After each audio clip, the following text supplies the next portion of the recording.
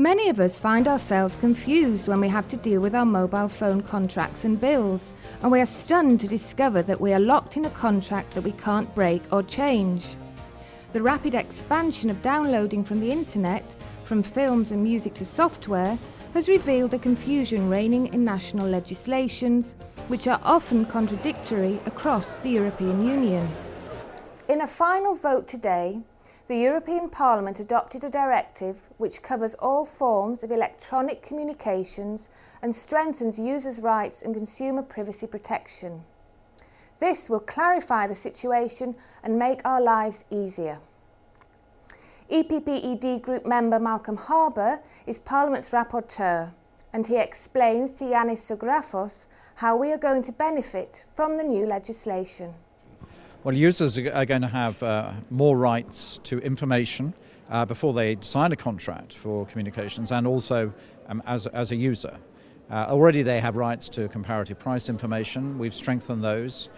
We want them, for example, to have information if an operator tries to restrict the availability of a particular service. On some mobile telephones, for example, an internet, a Skype type service is sometimes restricted. They need to know about that. And they're also entitled, we think, to better information about the quality of service that they receive, particularly in things like broadband, the speed of broadband and so on. Is there a time limit for the new contracts? On the new contracts, the proposal is that they should run for a maximum of 2 years.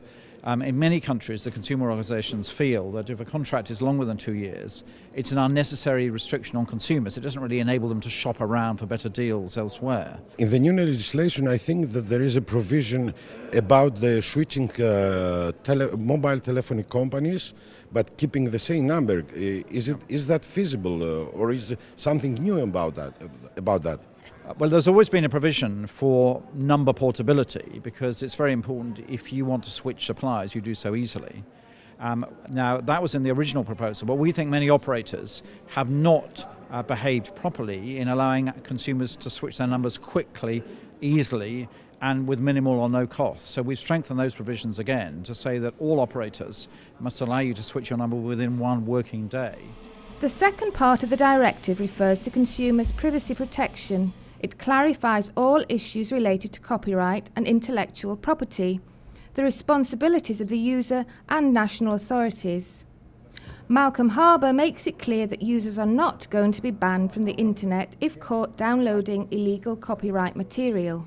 About the e-privacy, what was all this scaremongering about internet users being banned or penalized? Well, I think part of the problem is that the French government has introduced some ideas around this at the same time as our proposal. And there have been suggestions that somehow this has been a way of trying to introduce the French government's ideas in some sort of backdoor way across Europe. That's never ever been the intention of this proposal. It's never been in the Commission's proposal. It's never been my intention to introduce that. So I think that's absolutely clear. But, what exactly your proposal says about that?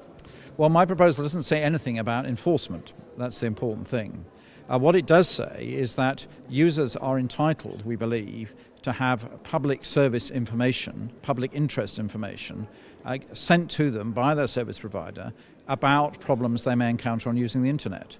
Now, that may be illegal copying, but it may be for copying of illegal material, but it may also, for example, be other problems that they might encounter, like child pornography, other illegal uses, but also there are more fundamental issues, for example, like buying counterfeit medicines over the internet, that health authorities will be able to give warnings through internet service providers to deal with these issues, because there's no reason at all, it seemed to us, why that sort of public interest information shouldn't be distributed through the internet in the way it is on radio and television by public authorities. For more information on our policy in the telecom sector, log on to our website epp-ed.eu. We will bring you more news on the outcome of the plenary session tomorrow in our programme, the EPP-ED Report. Stay tuned to our channel to get the best video reports on European affairs.